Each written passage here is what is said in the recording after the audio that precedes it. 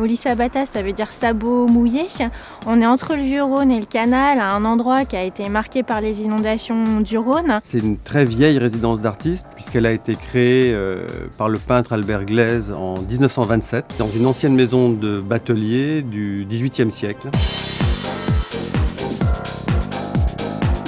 L'exposition de cette année s'appelle La loutre et la poutre. C'est la troisième expo d'un cycle autour de la céramique contemporaine. C'est une sorte de fable sur le décoratif dans une maison.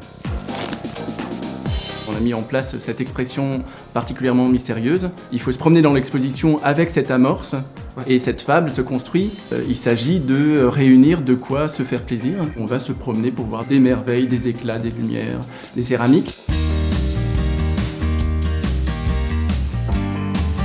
On a aussi demandé au commissaire d'expo à ce que un certain nombre d'œuvres soient en dialogue avec le Rhône. Vous verrez, quand on est dans la maison, on ouvre les fenêtres et le Rhône coule devant et il y a une évidence de rapport avec le Rhône. On a eu différents complices qui nous ont raconté des éléments concernant le lieu. C'est retracer un peu la vie du Rhône à l'époque où on avait les bateaux qui passaient à Sablon et qui faisaient la joie des riverains. Molly-Sabata est un endroit magnifique avec ce Rhône qui passe. Donc il y a une espèce de c'est beau, mais parce qu'il y a un ensemble de facteurs qui réunissent cette lumière, cette couleur. Voilà. On y va, on présente ces natures, c'est sympa, quand je viens, c'est autre chose.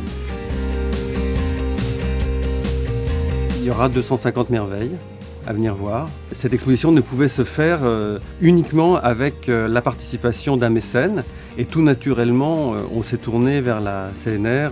Les Sablonnais sont très attachés à ce lieu.